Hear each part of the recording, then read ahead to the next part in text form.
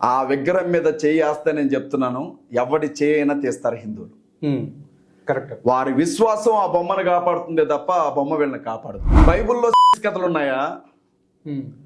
గుడుల మీద ఉన్నటువంటి బూతు బొమ్మల లాంటి కథలన్నీ గ్రంథాల్లో పురాణాల్లో ఉన్నాయా?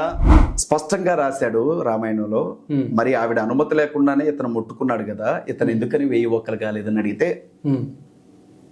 నిజమే, పెద్దవారిని అడిగి తెలుసుకుందాం. మరి ఇడిగేం తెలుసు?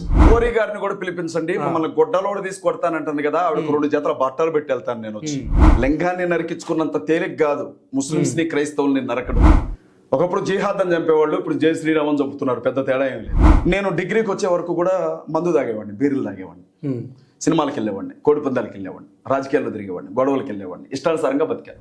పవన్ కళ్యాణ్ మాట్లాడుతున్నాడు కదా, ఏపీ డిప్యూటీ సీఎం, బంగ్లాదేశ్ లో జరుగుతున్న సనాతన ధర్మం ఎవరు మాట్లాడరు, పాత బస్తీలో నుంచి అందరూ బయటకు వచ్చి పాలస్తీనా గురించి మాట్లాడతారు గానీ అని అన్నాడే.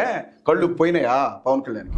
వీళ్ళ దేవుళ్ళు చేసినటువంటి కథల గురించి మేము చెప్తాం, పుంకాను పుంకాలుగా.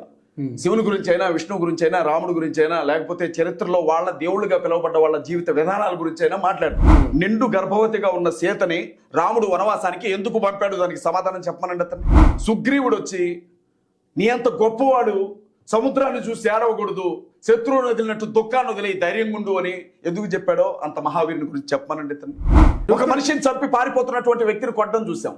వాక్యం చెప్పే పాస్టర్లను తుపాకీలతో కాల్చి చంపుతారా మీరు? ఆడబిడ్డల్ని నడి రోడ్డు మీద నగ్నంగా ఊరేగిస్తారా మీరు? ఊర్లు తగలబెడతారా?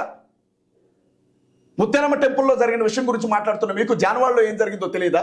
18 మంది దళిత కుర్రాళ్ళని 300 మంది కలిసి కొట్టారే, చర్చిని తగలబెట్టారు, పాయలు కొట్టారే. మరి ఆ రోజు ఏ మీడియా ఎందుకు మాట్లాడలా? ఏ క్రైస్తవులు మనుషులు కదా, మాకు మనోభావాలు ఉండవా? మాది దేశం కాదా? ఎక్కువ మాట్లాడితే ఈ దేశానికి అసలైన హక్కుదారులు మేము, ఈ దేశం మాది. ఐరమీడ సాక్షిగా నేను చెప్తా ఉన్నా, హిందూ దేవీ దేవతల గురించి, క్రైస్తవ దేవుని గురించి డిస్కషన్ చేద్దాం. రాధా మనోహర్ దాస్, నేను ఒక్కడే వస్తాను. నిజంగా నీ నెత్తి మీద ఉంది అది నువ్వు నిజమైన పిలకే అయితే వీడు, ఒక అమ్మ కప్పకు పుట్టుంటే వీడు డిస్కషన్కి రావాలి. నువ్వు నిజంగా క్రిస్టియన్ అయినా అని చాలా మంది అడుగుతున్నాడు. నేను అడుగుతున్నా, నిజంగా నువ్వు హిందువులకే పుట్టుంటే డిస్కషన్కి రావాలి.